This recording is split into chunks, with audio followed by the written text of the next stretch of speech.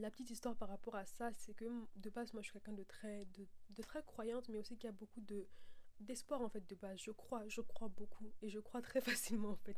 J'ai vraiment un cœur, et je dis ça tout le temps aux gens autour de moi. Moi, faut pas me faire des blagues en mode tu me mens, je vais te croire.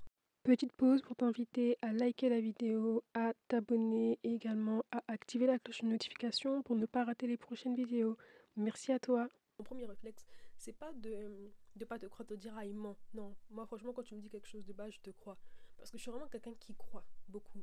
Et je sais qu'il y a une époque de ma vie où ça a été vraiment une caractéristique même de mon caractère qui a vraiment été fortement attaquée par l'ennemi, où j'étais vraiment devenue quelqu'un de très négatif en fait, où à cause des circonstances, à cause des événements, j'étais vraiment devenue très sombre, très négative, très triste, très... Et à chaque fois que je regardais ça, que je voyais ce qui se passait en moi, j'étais en mode, c'est pas ça, c'est pas ce que je suis réellement en fait, c'est pas ce que je suis. J'avais l'impression de plus être moi-même en fait.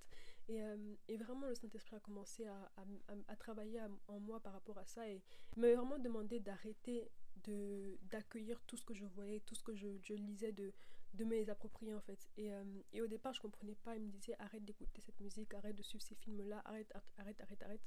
Et j'étais en mode Seigneur, pourquoi est-ce que tu me demandes d'arrêter ça? Et il me disait quand tu nourris ton âme de ces choses, elles ne sont pas en train de te construire, elles sont en train de te détruire, elles sont en train de te déformer et tu deviens une version de toi sombre, chose que je ne t'ai pas appelé à être. Je t'ai appelé à être un agent d'espoir, à apporter de l'amour, à apporter l'espoir autour de toi. Et lorsque tu te nourris de ces choses-là, ça te déforme. En fait, tu n'es plus qui tu es réellement. Et lorsque tu rencontreras les personnes vers qui je t'appelle, à la place de leur transmettre mon amour, tu leur transmettras ta négativité. Et c'est comme je le disais avant, vraiment, il faut laisser le Saint-Esprit nous transformer. Et il a commencé à faire ce travail en moi.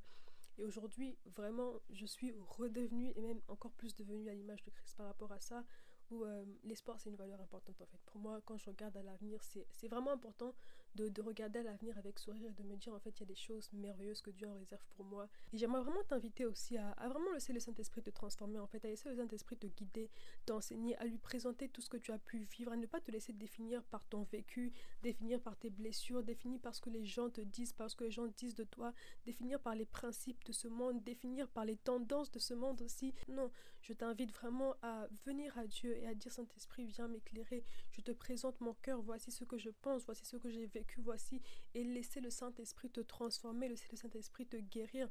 C'est lui qui fait cette action en toi, qui te guérit, qui te console, qui t'enseigne, qui te guide. Et lorsque c'est lui qui fait ce travail en toi, en fait, tu es en train d'être transformé à l'image de Dieu, à l'image de Christ. Et c'est en fait plus tu seras transformé à l'image de Christ, que non seulement le caractère de Christ sera visible à travers toi. Ça veut dire que tu vas refléter en fait les fruits de l'esprit, que ce soit l'amour, la joie, la paix et toutes les autres valeurs, tous les autres fruits de l'esprit, mais aussi ta mentalité va être alignée à la parole de Dieu et tu vas commencer à faire les bons choix pour ta vie.